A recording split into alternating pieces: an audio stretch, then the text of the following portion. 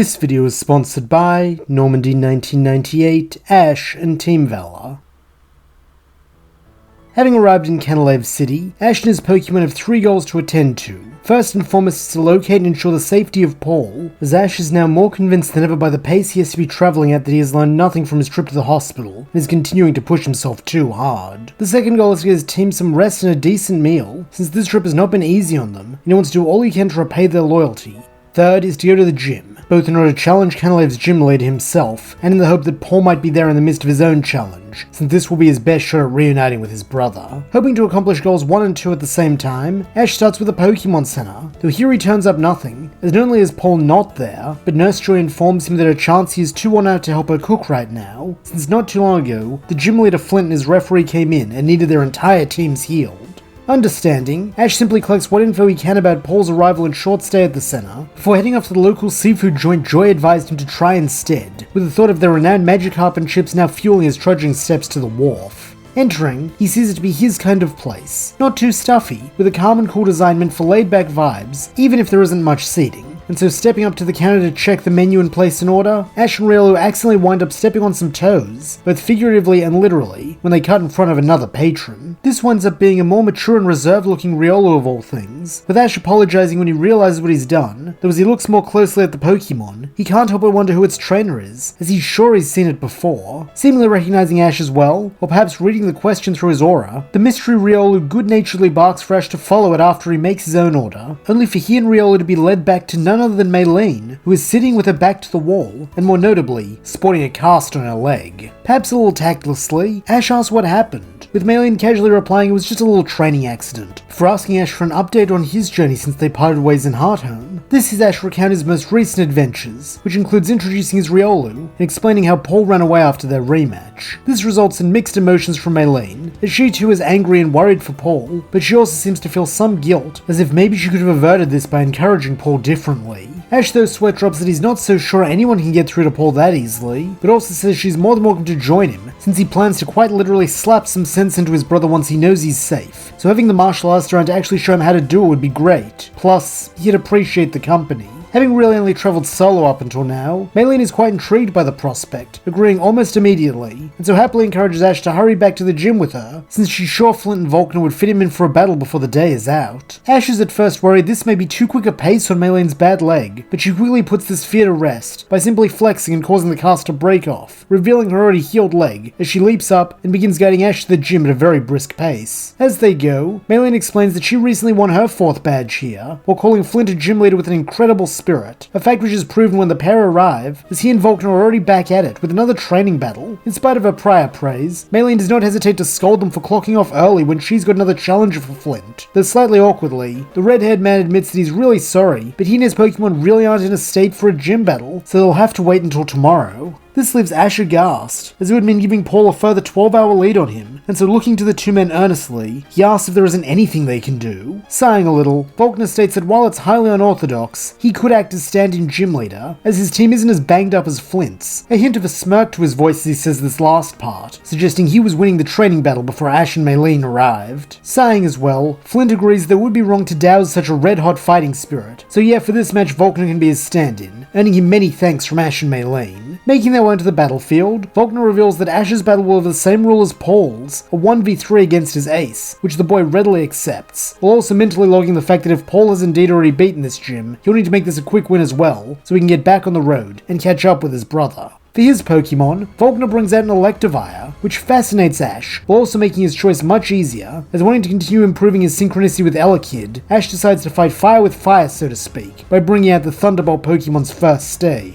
Upon seeing who his challenger has chosen, Volkner muses that he was right to guess that this kid is Paul's brother, since he did the exact same thing to Flint, though Ash should know it backfired for him badly, and he's afraid to say the same will be true for Electivire. While to most this would be an intimidating and inauspicious claim, to Electivire it is just the sort of challenge it needs to get all fired up, spinning its arms to generate electricity, while smirking with a prideful smugness that reminds Ash a lot of Paul. Meanwhile, as Flint, Maylene, and the two Riolu settle in to watch the battle from the stands, the gym leader tells the two competitively sparking trainers to begin, something both are more than willing to do, as Ash, having a good read on Elekid's eagerness, decides to start off full throttle by calling for a Thunder, despite the fact such an obvious and overpowered opening attack should be simple to dodge. However, to trainer and Pokemon's surprise, Volkner doesn't give the expected command, instead telling Electivire to let this one hit, which the fuzzy behemoth seems happy to do, grinning up at the large golden column of lightning rushing towards it, with his grin not even fading when the lightning strikes, with the resultant crack leaving a few ears ringing. Even so, the sound of something charging up is very much audible over the dull buzzing thunder left in its wake, with the source being none other than Electivire, who can be seen still standing, while that excess electricity crackles all around it, showing that it is no worse for wear. However, this does not mean there has been no change, as now the Thunder Yeti's fur has taken on a more frizzled, glowing and raised state that makes it look like a dangerous rabid beast. Confused why this attack did nothing but seemingly power up their enemy, Ash queries this, with Volkner being happy to inform him that the difference between Elekid and Electivire is not simply evolutionary,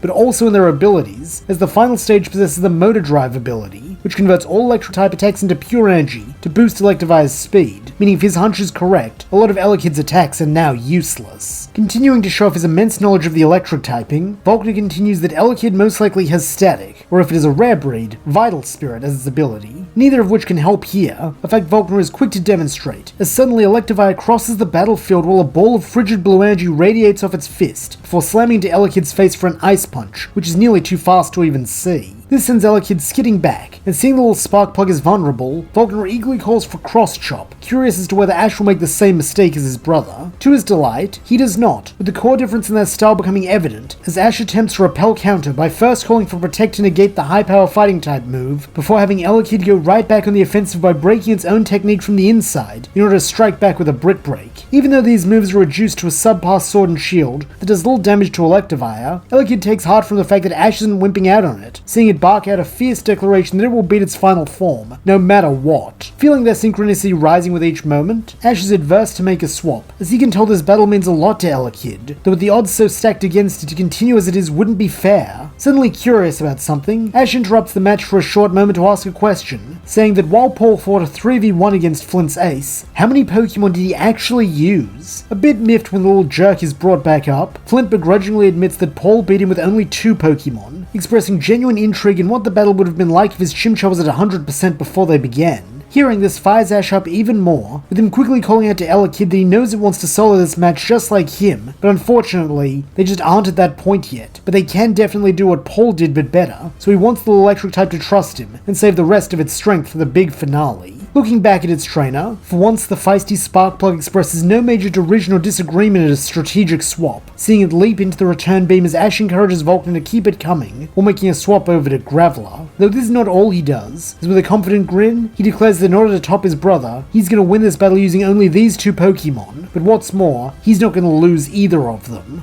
Intrigued by this confidence, Volkner tells Ash that he better be willing to back up his and his brother's big mouths, since as a point of pride as a future gym leader, he, Volkner, isn't going to allow Ash to claim that accomplishment easily. He then shows off Electivire's third move, with it being one meant to shore up its defenses, as it bends the light and electromagnetic waves around it in a demonstration of both electrical and psychic prowess to cast or reflect, vastly reducing the power of any physical damage a rock and ground type is likely to dish out. Emboldened by this challenge, Ash asks Graveler for a fast volley of smackdowns, but even with the boulders being launched at nearly the speed of a rock blast, Electivire outpaces them, avoiding them all and closing in for a cross chop. But herein lies Ash's genius, as Volkner and Electivire have not taken into consideration that despite their speed superiority, in terms of bulk, grit, and hands to spare, Graveler has them beat, something it is happy to demonstrate with a specialized repel counter, which has been tailored to its slow, bulky nature, as Graveler's upper arms are used to brace for the blow from cross chop, while its lower two are able to grapple Electivire, making all that speed irrelevant, as Graveler can now slam freely into its opponent with a bulldoze, which successfully sends Electivire reeling back from the super effective blow, even with its reflect up, as a testament to its critical nature, with this being followed up shortly by a magnitude to make use of the opening this staggering has provided. Unfortunately, with a low magnitude of around 4, the resulting shaking from Graveler's earth attack is fairly minor, with Electivire more than able to recover and give Graveler a taste of its own medicine in the form of a double ice punch. Figuring Volkner hasn't learned his lesson yet, Ash orders Graveler to intercept it once again, and then perform another bulldoze to slow Electivire down even further, though this time, Electivire's twin tails spring up to even the odds, entangling Graveler Graveler's feet before it can charge, and allowing Electivire to trip it and attempt to finish things with Cross Chop. However, being as adaptive as its trainer, Grotle uses its fall to activate a stronger magnitude, which thankfully kicks up the battlefield between it and Electivire to create its own protective barrier, so that neither Pokemon is deferred by the respective super effective moves, but only blown back. Though Graveler is still raring to go as it skids to a stop just in front of Ash, the purple-haired boy instead encourages the team tank to take a break, thanking it for doing its job to perfection and offering it several high fives, causing Graveler to turn to him with a happy grin despite its huffing and puffing. It then returns to its ball with a sense of satisfaction, as Ash makes what he claims will be his final switch back to Elekid, with the spunky Sparkplug letting out its own confident roar at Electivire, haughtily declaring to Volkner and his partner that they plan to win this match even without their electric moves. As one, the two electric types then charge right in, each with a fist raised, though it seems neither attack hits, as Elekid ducks under the ice punch and seems to come up short with its own blow, not hitting Electivire either. However, this does not seem to bother Ash, who feels satisfied with their achievement, with this being clear to Volkner, who can see that Ash's confidence is due to his faith in his Pokemon rather than himself, unlike Paul, who had treated his Pokemon as an extension of himself. Respecting this, the electric specialist tells Ash that this battle feels just like when he and Flint really get in the zone, but that doesn't mean he'll let up, since Ash hasn't even seen their final move, which he calls Supercell Slam.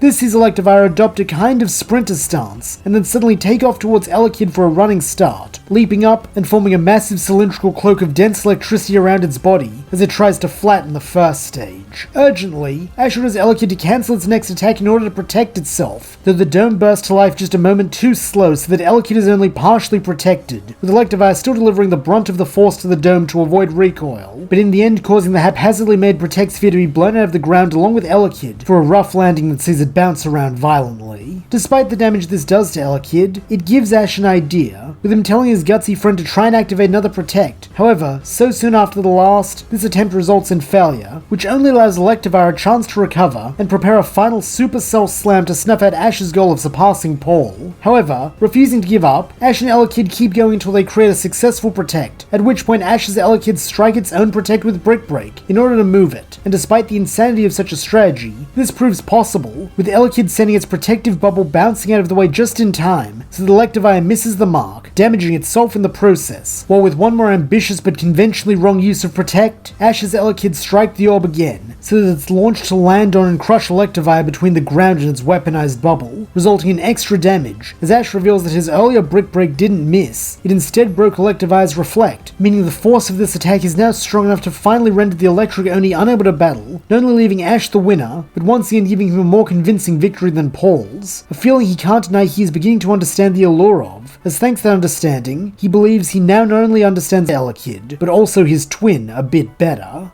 Speaking of Paul, we now cut over to him during his journey to Snow Point. With Paul being, well, Paul, he does his best to find different ways to continue training while on the boat, as he is unwilling to accept total stagnation, even for a short time. Though considering the limitations present, he only really gets results out of Firo and Buizel's training, as they can use the water surrounding the boat and skies above to their benefit. This is at least effective for Buizel, as by using the increasingly colder waters for endurance training, it is able to continue pushing itself at its ambitious pace, which in turn means continued favor from its trainer. Meanwhile, as promised, Riley instructs Paul on how to combat Aura, though to do so, he must first understand and perceive it, something the self-proclaimed Aura Guardian states is best achieved through activities which would not traditionally be considered training. While Paul finds this asinine to the point of irritation, he is smart enough to acknowledge that unlike Ash and Reggie's doctrine, this at least correlates to a very real and tangible power, and more importantly, a way to beat it, so he will try things Riley's way for now, as there is nothing better he can do with his time.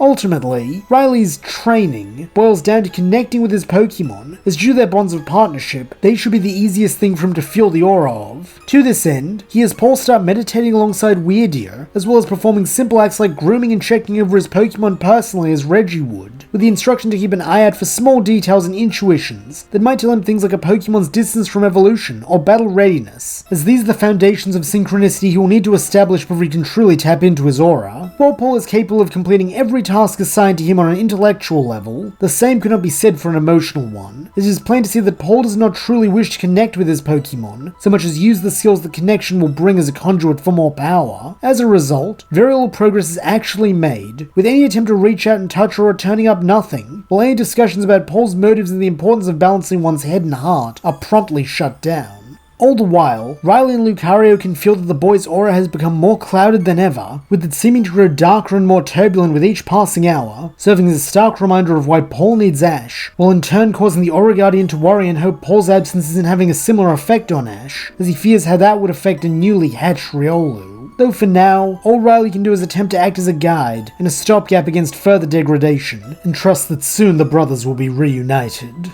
Meanwhile, after some congratulations and further celebration of the respective Canalave City gym wins, Ash and Maylene decide on their own course of action while trying to put themselves in the mind of Paul. Fortunately, this just so happens to coincide with one of Paul's attempts to touch and interact with Aura, resulting in Riolu acting as an unknowing conduit between the hearts of the brothers for a moment, as Ash suddenly feels as though he can sense his twin, and Paul feels very much the same, even though this makes no sense. Nonetheless, the two are able to see brief flashes of what the other is seeing, with Ash having an easier time focusing due to having some experience thanks to his vision swapping with Riolu. This allows him to notice certain small details, like the briny breeze in the air and the cold Paul is feeling, so that when the connection is broken and he finds himself back in his own body, he's able to relay what he saw to Maylene, with the feisty fighting specialist concluding that Paul has boarded a boat headed for Snow Point City. Excited and intrigued by this, Ash declares that's going to be their next destination then, to which Maylene wholeheartedly agrees, with the duo devising a plan to charter the blimp from Hearthome currently docked at Canalave, hopeful that they can convince the pilot to make a slight detour before its return flight. Thankfully, with a small cash gift, the airship operator is more than willing to make this change in heading, though he'll need an hour to make some adjustments for the Arctic air currents up north, meaning for now, the kids will have to accept a slight delay.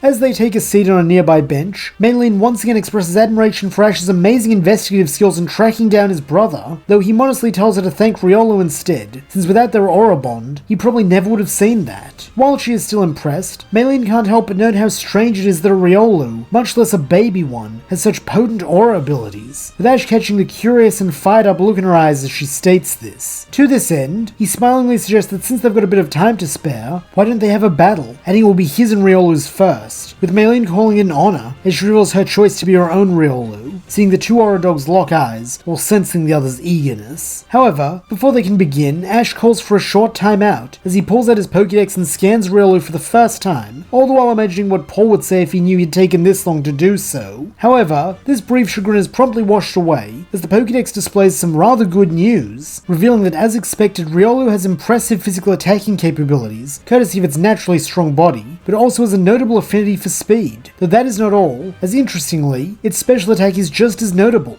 with Ash chalking this up to its inherent understanding of and control over aura. As for its moves, Riolu does not have a full move set, though this is hardly surprising for a baby Pokemon, though what it does have is nothing to sneeze at, that being Endure, Bite, and Aura Sphere, with Ash audibly having a eureka moment as he finally has a name for the move Riolu saves them with.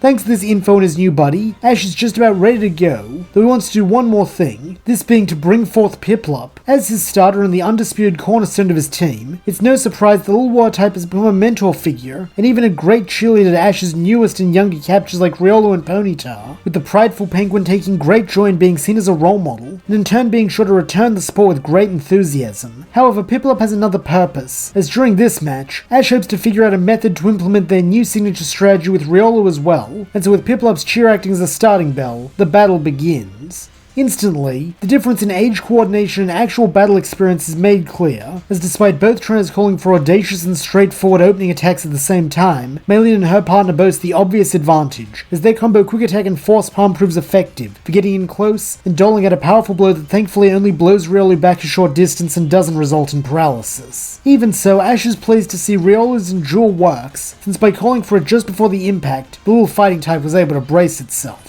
Now we get to show what they can do. Ash tells Riolu to run back in, using its innate skill for speed to close in and try to sink its sharp canine baby teeth into its rival for a dangerous looking bite. However, in counter to this, Maylene and her Riolu employ a move they didn't have during the battle with Paul, Detect. This causes a bright blue glow to emanate from her Riolu's eyes that allows it to easily dodge Ash and his Riolu's attack, seemingly by instinct, as its body moves even faster than its mind, creating an attack of opportunity which Maylene hopes to capitalize on with a full power vacuum wave, as this way she can use the windy nature of the attack to end the battle without harming Riolu too bad. However, with Ash being who he is not about to just take this, and so for the umpteenth time today, pushes himself to exceed all expectations, calling for Riolu to counter this with an Aura Sphere. What follows is both aura wielders manipulating extremely intense and complicated fighting type energies, transmuting the aimless force of pure power found in normal type moves into something more focused and methodical. However, once again, experience plays a key role in this clash, as while Maylene's partner must merely use its strength and spirit to wall its fists in such a way to create and launch a vacuum in its rival, Ash's prodigy of Riolu is attempting a far more ambitious technique, marshalling and condensing its own innate aura from deep within its little body into a pulse of manifested power. At first, this manifests as a spark that seems to form as smoothly as it did against the Zubat, only to falter thanks to the pressure and exertion of active battle against a true and formidable opponent, so that when the aura sphere forms, it is clumsy and unstable compared to the first one, colliding with Vacuum Wave and creating an explosion of raw aura and compressed air that blows both Riolu back. Though while Maylene's is used to such force and can stick the landing, Ash's more juvenile pup cannot, landing hard on the ground where it is rendered unconscious. Thankfully, it is not a bad injury, with only taking a few squirts of potion from Maylene and a couple of backpats from Pickled to see Ash's Riolu up and eager to keep training, causing Ash and Maylene to laugh fondly, while the Elder Emanation Pokemon sighs and shakes its head at the impetuousness of youth, even if it does understand its fellow fighting type's desire to strive. As they still have a bit of time left before their flight, Ash and Maylene spend it debriefing, with Maylene passionately gushing about how much potential Ash and Riolu have just waiting to be tapped into,